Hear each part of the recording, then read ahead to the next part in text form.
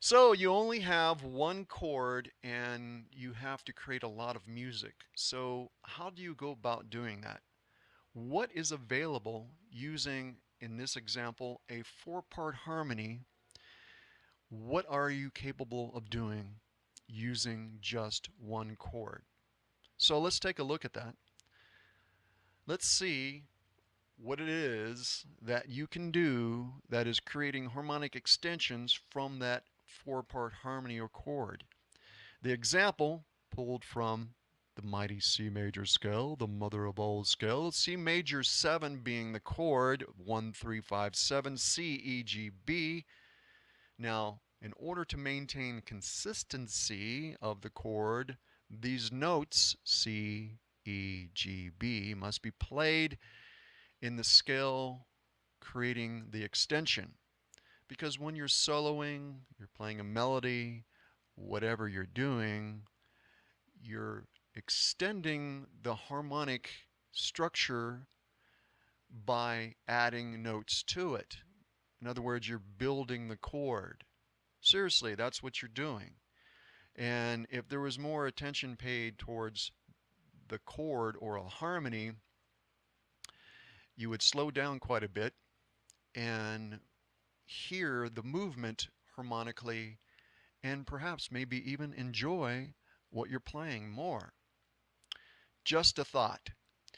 You could simply use a three-part or two-part harmony and gain a lot of music from that.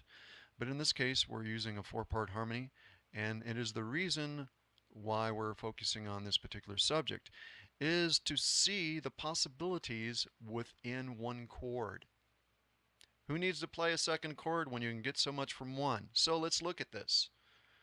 Now, we have four notes being represented within the major scale. So we have three notes that are not in the chord. That leaves us a great deal of options. We do not have to just play the C major scale when we see a chord like this. There's other things we can do. So let's take a look at those things. Again, in order to maintain consistency of the harmony, the C, E, G, B must be played when we're extending the chord. However, that does not mean you must play all of the notes of the chord within the scale extension. Oh no. You have options. Let's look at scales. You can play a 5-tone scale, you can play a 6-tone scale, a 7-tone, 8-tone, 9-tone extension or scales, and you have endless possibilities.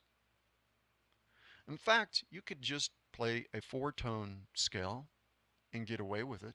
You could play a 3-tone scale and get away with it and still have a lot of possibilities available to you just using those three notes. So speaking of those three notes, let's take a look at the scale and the possibilities here, or some of the possibilities. So we have C, D, E, F, G, A, B, and then C being its octave. So we have the interval names 1, 2, 3, 4, 5, 6, 7. And going up one more octave, we have 1, 9, 3, 11, 5, 13, 7. So D, known as the second or 9, and F, known as the fourth or 11, and A, known as the sixth or 13, depending on the octave. Not important at this stage. What is important is just these three notes. Let's focus. Now, the ninth and the 13th may be sharped or flatted. Now, the fourth can only be sharped. So we have a great deal of possibilities here with the sharpening and flatting of these intervals. Now, let's look at some of the scale possibilities. All right, 5-tone scales. So we have a major pentatonic scale, so that's a 5-tone scale. That works, right? And it's commonly used. This is used often. But what is not used often is the next version of that, which is taking the 9 and flatting the 9, okay? And then flatting the 13. So let's look at another version of this scale. We're sharpening the 9 and we're sharpening the 13. So we have uh, three options that are altered versions of that major pentatonic. Let's look at the third one. We're beginning on the 13th for this, so this is liking unto a minor uh, pentatonic scale with a flat 5. But it's a sharp 9 in this case because, why? Well, let's look at the scale. We have A, we have C, we have the D sharp, which is the sharp 9, then E, then G. Now the sharp 9 is giving way to a minor flat tonality like I mentioned, but remember, we are harmonically extending the C major 7 chord. Okay, so moving on to the 6-tone scales, we have a C, we have the D, which is the 9, and we have a sharp 9, and then we have an E and G, then we include the 13 or natural 13. Other version of that would be a C, sharp 9, E, G, flat 13, and natural 13 combination. And again, using that A minor approach to this, but now we're dealing with 6 tones, is A, C, D, which is the 9, and the sharp version of the 9, and E and G. All right. There's other scales, that is 6-tone scales that you can use here, and these are not necessarily my choices, but there are options and there's something to look at. 7-tone scales.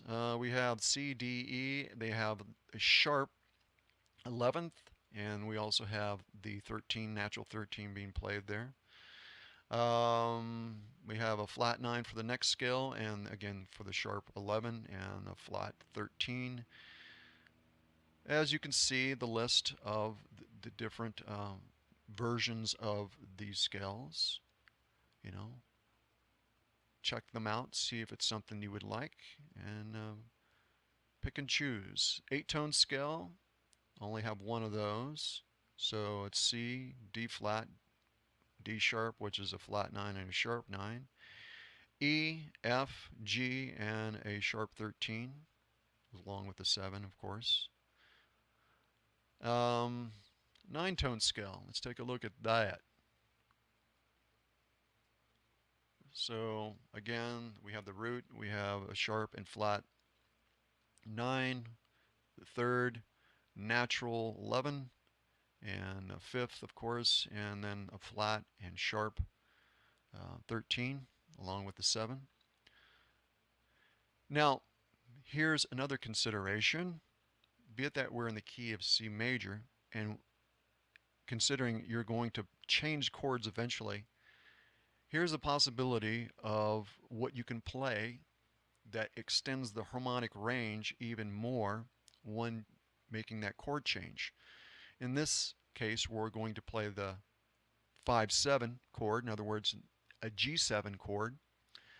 So you have the option of playing an A flat melodic minor over that G7, which keeps you in the key of C.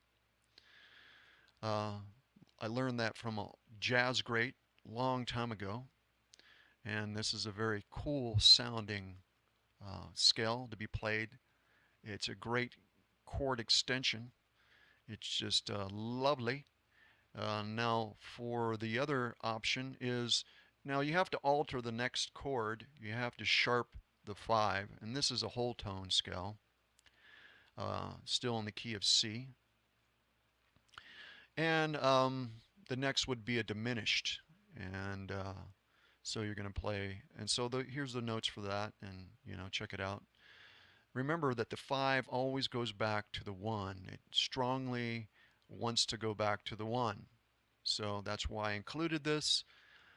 So when you do change chords, there you go. You have more to work with. And like I said, this is just a few examples really of what you possibly can use. So how much music can you pull from one chord? Oh man, It's pretty endless now, isn't it? You factor in the idea of rhythmic concepts and everything else into this equation, and it just, well, it's a gift that keeps on giving. You have to put in the work to figure it out, but it's well worth the effort, I believe, because you can hone in on specific tonalities that you like the most, and you can make them personally yours. So there you go. Hopefully this was helpful. Peace. Talk to you guys soon.